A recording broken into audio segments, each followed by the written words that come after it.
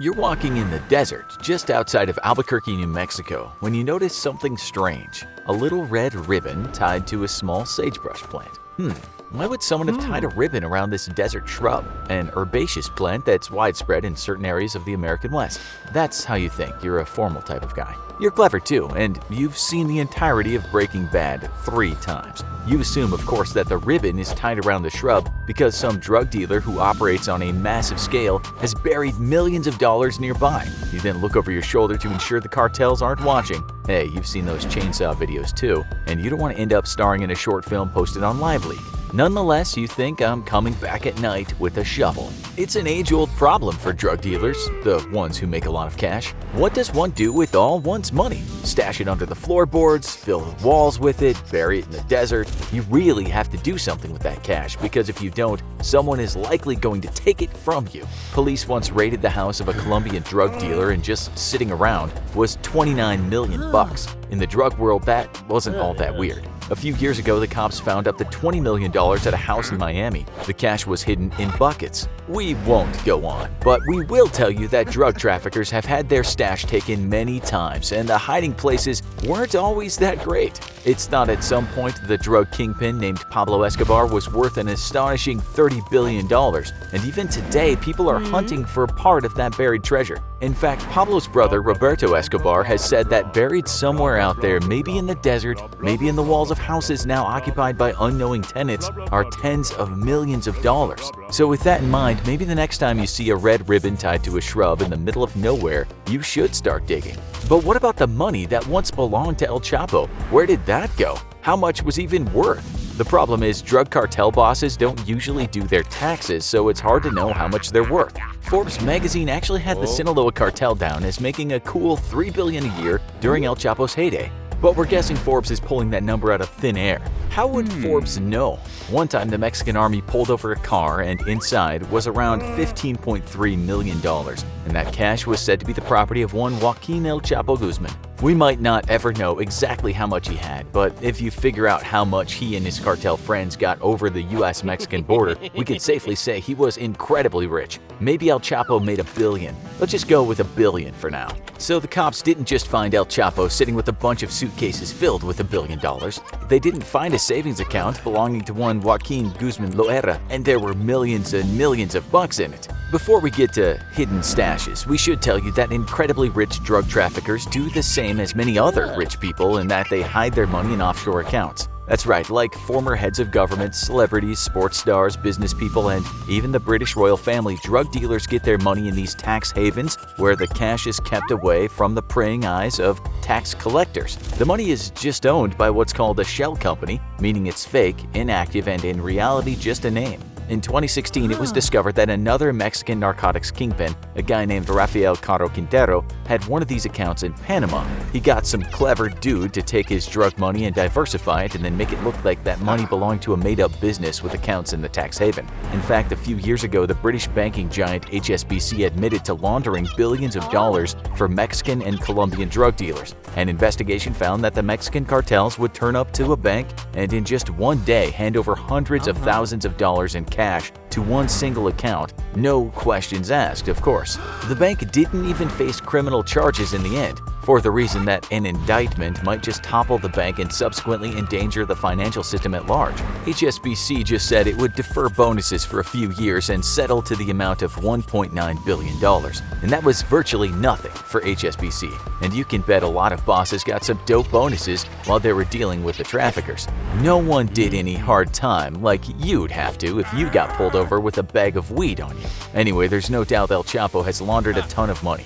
When he stood trial, we found out about his personal zoo, his collection of jewel-encrusted guns and planes supposedly full of cash. But US officials weren't quite sure where to look for the billions of dollars this guy could have earned. His indictment was valued at $14 billion, but that number was a bit of a guess based on how many drugs El Chapo and his cartel had trafficked. In fact, at the time, a former federal prosecutor in the US said there was likely no way El Chapo had $14 billion hidden someplace, whether it be a hole in the desert or a bank account in Panama.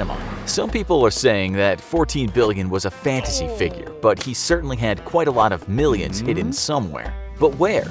Well, more recently, a 12-page document was released talking about the money trail. It said in drug shipments, El Chapo and his gang made $12,666,181,704. How they came up with an exact number is beyond explanation, but it is what it is. The investigators went looking for any legitimate business owned by the cartel, which is what the traffickers did to make their money legal. The problem is U.S. investigators can do nothing about cash that was spent on businesses in Mexico. One investigator said cartel guys, or guys that worked for the cartel, would arrive in the U.S. with prepaid credit cards loaded with millions of dollars. They could then make a giant purchase, such as lots of high-grade computers. Then they'd export the computers, and the cash from the sale ended up not in the U.S. but in Mexico. One person who testified against El Chapo said the man did indeed spend a lot, but he spent all that cash in Mexico. He bought things like private planes, yachts, and had lavish properties all over the place. The U.S. can do nothing about that. What was bought in Mexico stays in Mexico. In fact, two wives of former cartel members said sometimes vast quantities of street money would be taken through the U.S. into stash houses in Mexico. They'd use counting machines there to count the millions and then package that cash, but where did it go? That's the billion-dollar question. Guzman's wife doesn't act or live like a billionaire, but she's certainly not broke. People who testified against him also said that the cartel buys things like dairy farms and shopping malls. The Mexican local authorities might turn a blind eye because the cartel also invests in things such as charities and sports teams. El Chapo's wife, by the way, one Emma Coronel Guzman, has stood by her husband and said that he's a humble man, and a lot of lies have been told about him. She said the U.S. government and the media has overblown just how big he was in the drug trafficking, and she has also said the billions he's presumed to have or be hiding just doesn't exist. She doesn't deny that he was a powerful man, so powerful in fact that she's gone on record saying the Mexican government wanted him dead. The reason for that, she says, was because he knew too much, meaning he had made many friends in the government during his drug trafficking days. She's even been called the narco princess Diana, since she's been known to be charitable. But does she have billions of dollars? So far, she's not done anything that would tell us she has a ton of cash. No doubt her accounts have also been investigated. When asked about just how much cash she has and how she earns her money, this is what she said in an interview. "I have irrigation land, things like that, which I prefer not to talk about. I do not have anything illegal. I know the government has been checking or verifying if I have something unlawful. Investigations have found that she gets payments from what was called her legal counsel, but she doesn't live a glamorous lifestyle and lives in a pretty normal, if not nice, house in Mexico. Obviously, if she did have billions, she wouldn't be flaunting it, but right now the money trail doesn't lead back to her. The DEA has said different and has spoken out about how this former beauty queen does actually live a fairly lavish life. The agency has said the Mexican government could get on the money trail, but it criticized Mexican officials for not even trying to find the money. Hey, maybe some people are still on the payroll. As for Guzman's two sons, well, they're both wanted men and both in the drug trafficking game. One of them drives around in a $220,000 car, so you would think that the Guzman family isn't short on cash. Some reports suggest that it is these two sons who are paying off the Mexican government, and that's why El Chapo's billions will never be found. El Chapo has bribed a lot of people in the past, but right now he doesn't have many options given the fact that he's locked down in a pretty much modern dungeon and is allowed very few visits. A former assistant U.S. attorney has said that El Chapo will certainly have shell companies, but finding these offshore companies won't be easy because they will be well hidden. So far, the U.S. has recovered very little, and the Mexican government has been accused of accepting bribes from the cartels. While El Chapo is in prison, the drug trade still flourishes, and most people agree that the war on drugs cannot ever be won. Right now, the Sinaloa cartel and other cartels are hiring very clever attorneys and other professionals to hide and invest their money. These days, you can't walk up to an HSBC bank with $500,000 and say, "I'd like to make a deposit." Something the cartels do now is hire huge gangs of people to deposit less than $10,000 in a bank account. That way, the cash stays off the radar, but don't be fooled into thinking anything has really changed. The cash still flows like a river that's burst its banks. More recent reports said that the Mexican president wants any money from El Chapo to go back to Mexico. After all, it was earned in Mexico. El Chapo himself has said that if the cash does get back to Mexico, he wants it to go to the country's poorest folks. the indigenous communities. Alas, no one has found El Chapo's cash. The US, meanwhile, has spent about $50 billion last year in its war against drugs,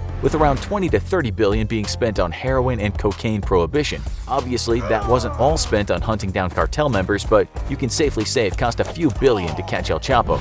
Meanwhile, other drug lords have taken over and cocaine consumption in the US is on the rise. We doubt El Chapo's cash will be in a hole in the desert next to a sagebrush plant, but you never know. One day you might see that red ribbon. Nonetheless, it's much more likely his money is tied up in properties and legitimate businesses, as well as hidden in offshore accounts next to other very wealthy people's money. Right now, you have to watch these two videos: Insane way El Chapo escaped prison, and how insane is El Chapo's prison cell security.